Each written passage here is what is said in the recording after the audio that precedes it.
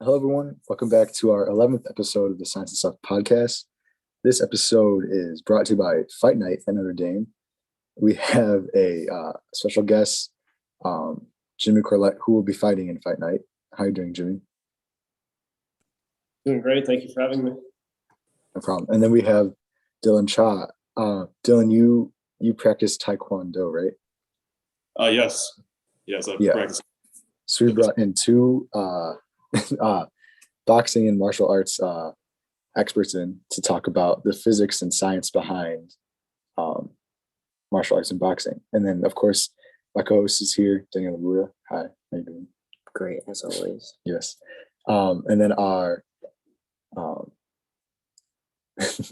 our moderator who packs a punch, Mr. Og. How you doing, Mr. Og?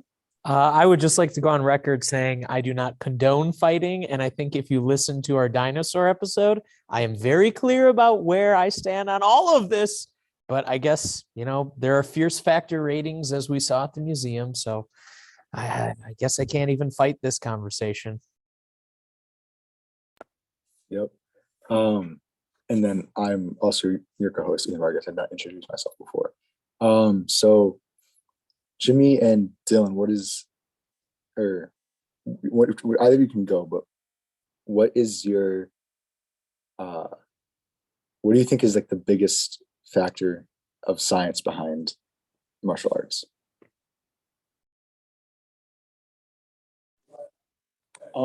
Personally, I would have to say impulse momentum for boxing specifically. But I'll let Dylan say his before I explain any further. Yeah, I'd say for Taekwondo specifically, a lot of spinning kicks, a lot of turning kicks, so rotational momentum for sure. Great. Do either of you want to explain what the maybe impact force was or momentum is too, and how would you use that to your advantage? Yeah, so with impulse momentum, force times time, if I'm not mistaken. So the term rolling with the punches in boxing? Yeah. So what that means as you're getting hit, you're sort of following the direction that punch is going. And by doing so, you're increasing the time of contact. And by increasing the time of contact, you're simultaneously decreasing the force. And as a result, you won't be hurt as much. This sounds like an egg drop here. Extending the contact time decreases the force. Oh, Something like that. wow. You guys are going, oh, you don't like fighting, Mr. Agosinski? Take this physics. This is pure science. Jimmy, quick question for you. So the idea of riding the punch, how much do you think about that when you are actually in the ring? Is that like a tactic? Because I guess I always assumed defense should be avoid the punch, right? Even though I understand the physics. Like, is that something you are aware of and you're like, oh no, I'm being hit, let me move my head? Yeah, I like to try avoiding being hit, period. But if I am in a corner and the person's kind of throwing punches at me, I'll kind of rock backwards and to the side to try and avoid. And if I unfortunately get hit, sort of follow the path of that punch to increase the time of contact. So you're saying this is a tactic that you have learned in training? Yeah, it makes getting hit hurt a lot. Oh, well, physics. Okay. I carry on, sir. That's some fascinating physics. All right, and then for rotational momentum, so if I remember correctly, in order to increase your rotational momentum, it's all about decreasing your rotational inertia. So I remember last year you showed us the video of the skater, how they brought their arms towards the center of their body, and as a result of that, they're able to spin a lot faster. And the same principle applies to kicking. So if I have my hands out in a guarding stance, and then I try to spin, if I bring my hands towards the center of my body, I'll be able to spin a lot easier, which is great for kicking really fast. And even if it's a kick that doesn't involve a spin, like let's say a roundhouse kick, you still bring your arms towards your body. You're able to whip your hips around a lot more. And as a result, you're using the entire kinetic chain of your body, stemming from the floor through your hips, through your legs. And then you can deliver that force more effectively through your target.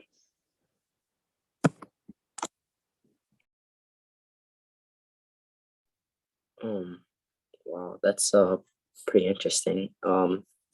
Jimmy, I kind of had a question for you. So, like, I know how you talk about moving in the direction of the punches, but what about like body shots? Like, what do you, what happens when you get hit like chest or like ribs, like that kind of area?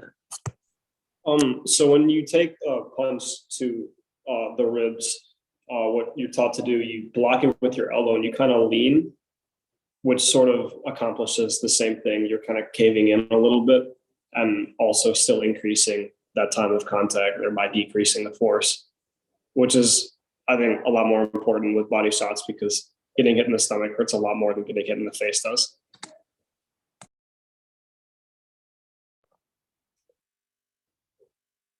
Well, sorry, I forgot what I was gonna say for a second.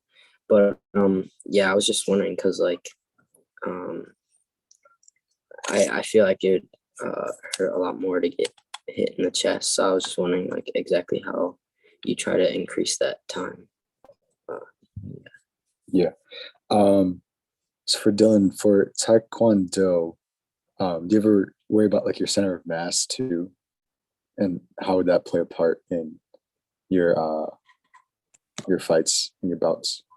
Yeah, so depending on what you want to do, you want to position your body in a different thing. So if I'm more defensive, I want to lean away from my opponent. And as a result, I'll have more weight on my back foot, which makes it a little bit harder to balance. While when I'm more neutral, I want to be more 50-50 on both feet.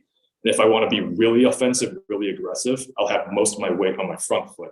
So it's easier to charge forward, but it's a lot harder to move back. So there's give and take with each style that you want, depending on who you're fighting and what you're trying to do. That makes a lot of sense. Jimmy, do you ever have to worry about center of mass for boxing? Um, uh, I do because one of the biggest things with boxing is throwing like looping punches, like your hooks, your uppercuts. That's when you got to start worrying about torque. And so how that works, torque equals radius times force times sine of your angle. So what you want to, so like when you throw like a looping punch like that, you want to keep your arm sort of closer to your body and you're decreasing that R value and again increasing F. So when you throw those looping punches and your arms are closer to your center of mass, you're throwing much harder punches.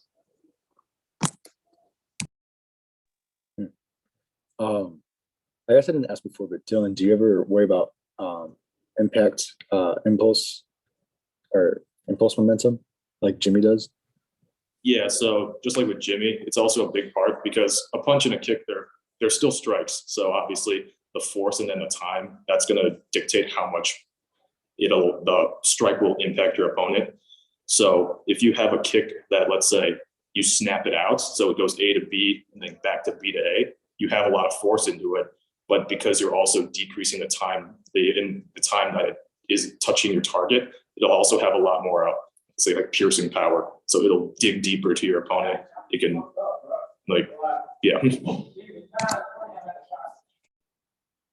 Yeah, I was gonna ask if you could use like impulse momentum as a to your advantage on the offense. So like if you know that someone's gonna roll the punch, would it, I guess, because I was thinking like if you, or punch or kick, if you did like a swift strike, like a strong hit or kick, but then didn't really like follow through. I know that I know you probably should follow through so that you get force behind it and more power behind it. But what if there's like a sweet spot where you can just hit it right away or hit your opponent right away without really giving them much to flow with, so that they can't really avoid, or they can't really like prolong the reaction time? Is that like a possibility?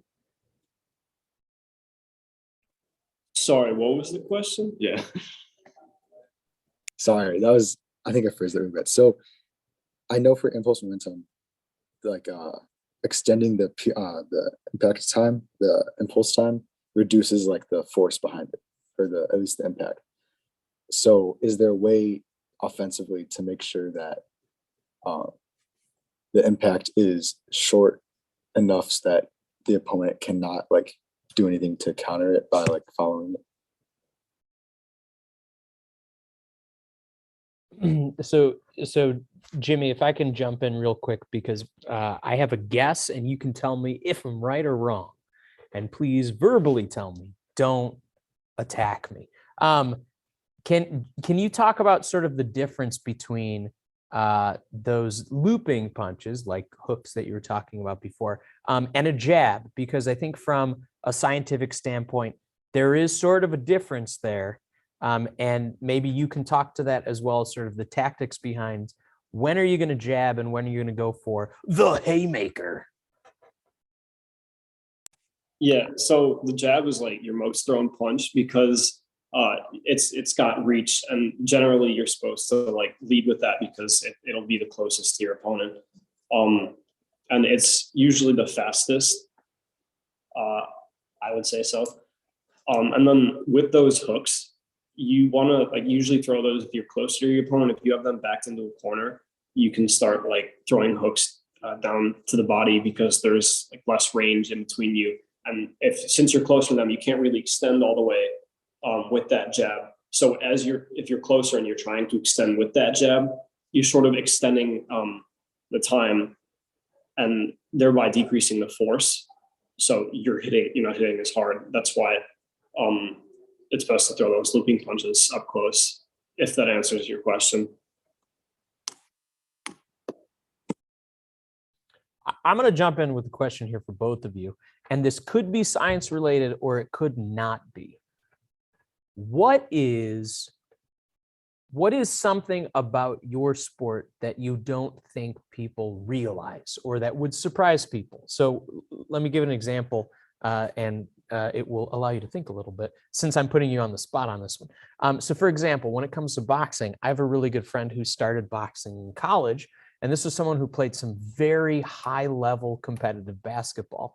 And he said the one thing that he was just caught off guard by was how exhausting it is and how in shape you have to be. And he said, I think it is misleading because you watch boxing and you go, well, they only go for, 3 minutes. And I think even his boxing, I think the rounds were lower than that. But he said, the thing I was not ready for was how in shape I would have to be for such small bursts of time because of how intense it was. Is that something, or is there another aspect of your sport that you were caught off guard by when you started?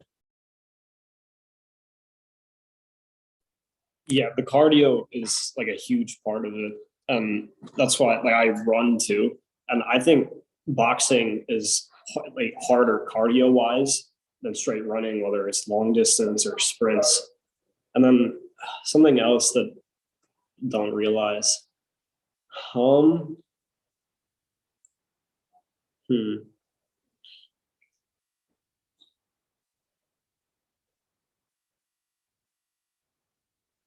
Yeah, I'm gonna think on this. I'll pass this to Dylan with Taekwondo. Yeah, I think. Yeah, so I think when I teach as well, and so when we get new students, some of these guys are in really good shape. They say, "Oh, I've done my cross country in high school," so they think that they'll come in and they'll be fine. But then what they don't realize is, like with long distance running, your heart rate is at a constant elevated rate. While with like Taekwondo, it's a very high intensity. So your heart rate will spike and then it'll go down a little bit. Then it'll spike and it'll go down. So these people that do like endurance running, for instance, they're kind of shocked to see that they get tired really, really fast. That's one thing. And then when you're actually competing, I'd say one of the things that might be caught off guard is you don't really think when you're fighting, right? You don't want to think. You don't want to be reactionary, let's say. You just want to let your natural instincts take over, because the moment you stop to think about what I want to do, or if my opponent does this, I have to do that, you've already lost because they've already done what you've been thinking about. And I think there's that Mike Tyson quote, everyone's got a plan until they get punched in the face. Yeah, that's true. You get rocked, your whole game plan goes out the window. And at that point, it's just you got to fall back on what you've done in your training and your sparring to hopefully survive and advance in the rounds or the fight. I tell you what, the man sounds like a true coach, a true trainer. He's ready to go. I think so. I think I have an answer now. I think one thing people don't necessarily realize about boxing is how like mental it is. Like Dylan was talking about, it's like a game of chess. You can tell the difference between good and bad boxing. Bad boxing is when people just go out there and start swinging at random. Good boxing is when you go out there and you see them throwing feints or like flash. Like one of my favorite things to do, preview for fight night maybe. So I will just sort of like go off that instinct thing Cha said. I will like flash my hands up like to show that I'm guarding and I won't do anything the first time. Then I'll bring them up again. And instead of just doing nothing, I'll snap a jab out because it's all about sort of anticipating what your opponent's going to do. If you think they're going to do one thing and they do another thing, that's where that like mental game of chess comes in. And I don't think enough people realize boxing is like that sort of complex, maybe. Jimmy's over here playing mind games. Jimmy, do you ever like dance in the ring to taunt your opponent, or do like the flutter step, just sort of move around, act all cocky? No, most of the people I spar with in my gym are bigger than me, so if I did that, that probably wouldn't end the best for me. That would make it extra impressive that you went for it. All right, so to kind of like continue, like I know you guys are both UFC supporters, and we recently went to a museum and we saw like the animals like fierce factors. So I want to know what you guys would rate your own fierce factors. That's a great question, Daniel. Well done, sir. Great question. I don't think mine would be super high just because I'm like a smaller guy. I only weigh like 145 pounds. Give a scale of 1 to 10 because that's what they were at the museum. And remember, there was a turtle that had a fierce factor of 5. I could beat a turtle in a fight. Like 6. I'll go 6. Yeah, okay. Could you beat a baby Triceratops? Baby Triceratops. For those listening, that's a callback to our dinosaurs episode where somehow the conversation was steered into a lot of people thinking they could fight a Triceratops. And I said, what are you talking about? And they said, don't worry, Mr. Augustinsky. It's a baby Triceratops. And I said, that doesn't make me feel better. I don't think a baby Triceratops would have like massive horns. So I think I could go for the submission. Get a rear naked choke in. Yeah. So if I rate myself, I don't want to hurt anyone when I'm sparring with them. But if I'm gonna be in a competition with someone, I'm sorry, I'm gonna go all out. I'd say, Jimmy, would you say 6? I said 6. Yeah, I'd say like 6 would be a good one because I know like Jimmy, pretty calm guy outside, but I know when you're inside the ring, doesn't matter who's in front of you, you're gonna go for it. I think we share that similarity.